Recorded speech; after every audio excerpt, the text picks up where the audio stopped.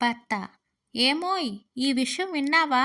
భార్య: ఏ విషయం అండి? భర్త: మా మగాళ్ళందరూ సగటున రోజుకి 2000 పదాలు మాట్లాడితే మీ ఆడవాళ్ళు 4000 పదాలు మాట్లాడగలరంట.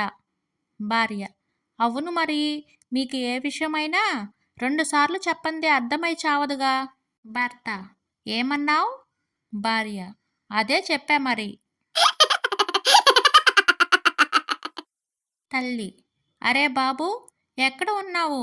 కోడలికి పక్షవాతం వచ్చింది. మూతి వంకర పోతుంది. భుజాలు పైకి లేచాయి. చేతులు వంకర పోయాయి. త్వరగా రారా. కొడుకు: అమ్మా, ఏం పర్లేదు, నువ్వు భయపడకు. ఏమీ కాలేదు. అది సెల్ఫీ దిగుతుంది.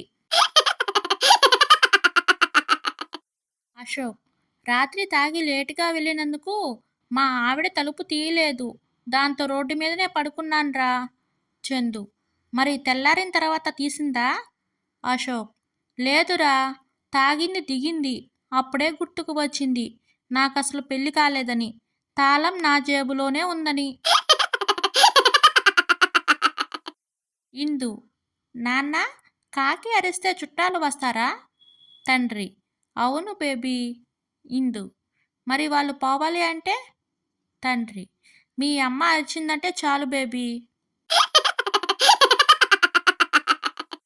ఒకసారి 5 వెంట్రుకలు ఉన్న ముసలాయన ఒక మంగళ షాప్కి వెళ్తాడు. ఆ బార్బర్ ఆయన వెంట్రుకలు చూసి, కౌంట్ చేయాలా కత్తిరించాలా అంటాడు విసుగ్గా. అద్దంలోకి చూస్తూ తన వెంట్రుకలు చూసి మురిసిపోతూ ఇలా అంటాడు: రెండూ కాదు, కలర్ వెయ్యని. భర్త: ఇదిగో కాంతం, పెరుగన్నం అన్నావు, ఇందులో పెరుగు కనిపించడం లేదు. భార్య: నస పెట్టకుండా తినండి. హైదరాబాద్ బిర్యానీలో హైదరాబాద్ కనిపిస్తుందా? తినడంలా.